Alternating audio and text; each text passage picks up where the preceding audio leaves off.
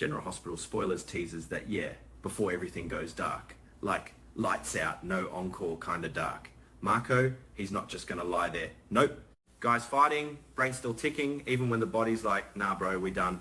And so he tries, messy, shaky, barely holding on. He drags his own blood. Yeah, gruesome, real ugly stuff. And scratches out a letter. Just one. C.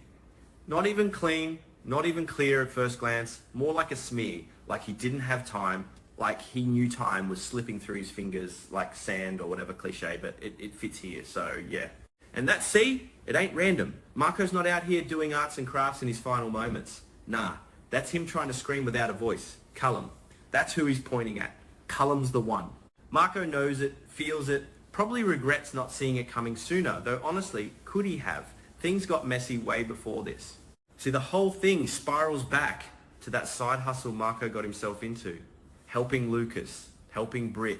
Trying to score that treatment, that medicine Britt needed, like life or death needed, not optional, not let's wait till Monday. And Marco, he's in deep, juggling loyalties like it's some kind of circus act. Only, he ain't that good at juggling. One slip, and boom, everything crashes. Pascal, yeah, that snake, that quiet watcher type, he clocks it. Notices Marco ain't playing straight anymore. Maybe it's the way Marco hesitates, maybe it's the way he asks too many questions, or maybe Pascal just got that gut instinct, that vibe check that says this dude's off. Either way, Pascal runs his mouth, goes straight to Cullum, no hesitation, no second thoughts. Just sells Marco out like it's Tuesday. And Cullum, oh man, he doesn't explode right away. Nah, that'd be too easy, too obvious. Cullum plays it cool, too cool, like ice in a glass that's been sitting too long, you know? He takes those 2 vials, the treatment Britt's been desperate for, and he just shows up. Casual, like he's dropping by for coffee or something. But the energy is off, way off. Marco sees him, and right there, something in his chest probably tightens. Like, why is HE here? Not Lucas, not Britt, not anyone save Cullum. Holding exactly what Marco's been trying to get. That's when it clicks, or starts to click, but not fully, not fast enough. Cullum doesn't yell, doesn't accuse right away. He just lifts the vials a little like a tease, like bait on a hook. You looking for these? Something like that. Maybe even softer. That's the scary part. When people go quiet like that, yeah, that's when you should run. But Marco, he freezes, caught, dead center in the spotlight with no script, and then the truth spills out without words. Cullum knows all of it. Not just pieces, not just guesses, everything. Marco helping Lucas, helping Britt, going behind backs, breaking whatever twisted loyalty code they had.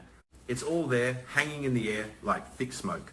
Marco tries. He probably tries to explain or stall or say it ain't what it looks like. But come on, when has that ever worked in this kind of situation? His voice might crack, his hands might shake, but Cullum's already made up his mind. Decision's been made long before he walked through that door. Then it happens fast, too fast. Cullum pulls the knife, no warning shot, no dramatic countdown, just there it is, steel, catching the light for half a second before it disappears into Marco.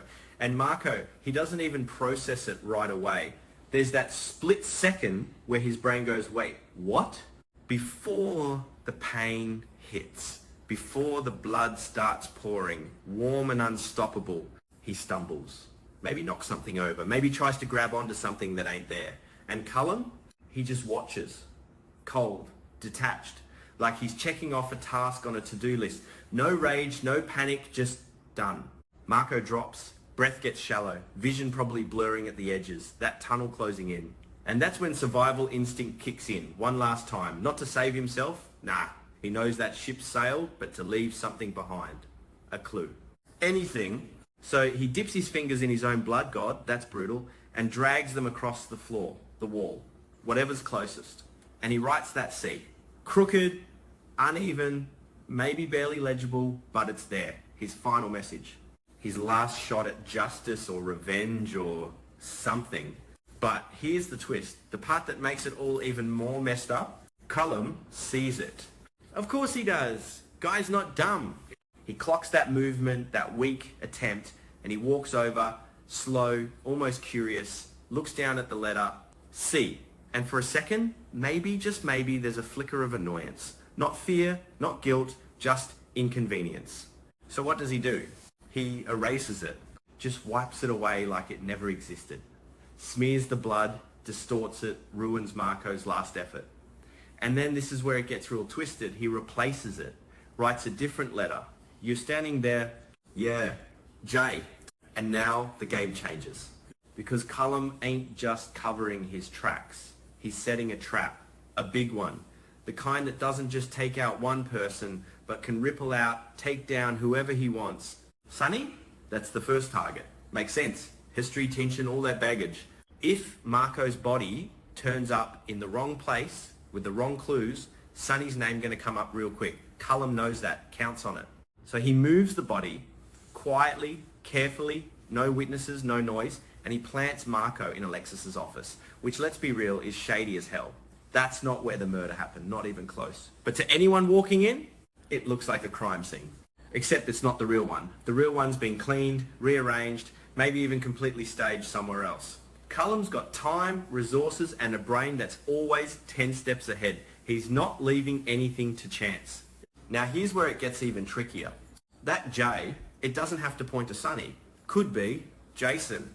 And suddenly, boom, you got two potential fall guys. Two stories the cops could latch onto. If Sonny doesn't stick, if there's not enough to pin it on him, then Jason becomes the next best thing. Especially if the official crime scene, the one Cullum wants them to find, has that J written in Marco's blood. Cops walk in, see that, and what do they think? They don't think, oh, maybe it's fake. Nah. They think dying declaration. They think Marco named his killer. And Jason's name starts floating to the top real fast. And Jason? He's not even around to defend himself. Because, yeah, Cullum might have already handled that too. Ambushed him, grabbed him, locked him up somewhere off the grid, somewhere no one's looking, somewhere Jason can't just walk out of and clear his name. So from the outside, it looks clean, too clean. Marco's dead. A letter J in blood, Jason missing, gone, vanished. Put those pieces together, and what do you get? A prime suspect on the run. Classic, easy. Almost too easy, but hey, when has that stopped anyone before? The police? They don't know the half of it. They roll in, do their thing, bag evidence, take photos, talk about timelines and motives like it's all straightforward. They don't see the manipulation, the layers underneath. Not yet anyway. And once Jason's name is officially in the mix, yeah, that's it. Warrant gets issued, manhunt starts, his face everywhere, wanted. Like, he's the villain in this story. Meanwhile, Cullum's out there, walking free, probably watching it all unfold with that same cold expression, maybe even smirking a little, who knows. He set the board, moved the pieces, and now everyone else is just reacting. And Marco? All he wanted was to help. That's the messed up part. He wasn't trying to play both sides for power or money. He was trying to save someone, Brit. Trying to do one good thing in a world that doesn't really reward that kind of stuff. But it backfired, hard. Now his last message is gone, twisted into something else. His death turned into a weapon against people he might not have even wanted to hurt. And that C, that tiny, desperate clue, wiped out like it never happened. Or maybe not completely, because stuff like that, it has a way of lingering, maybe a smudge left behind, maybe someone notices something off, maybe the angle of the J doesn't match, or the blood pattern's weird or something. There's always something. And when that thread gets pulled, yeah, the whole thing could unravel. But until then, it's chaos. Suspicion flying everywhere. Sonny looking over his shoulder. Jason labelled a fugitive. Alexis caught in the middle with a body in her office. Like what even? And Cullum? Still out there. Still waiting. Still dangerous.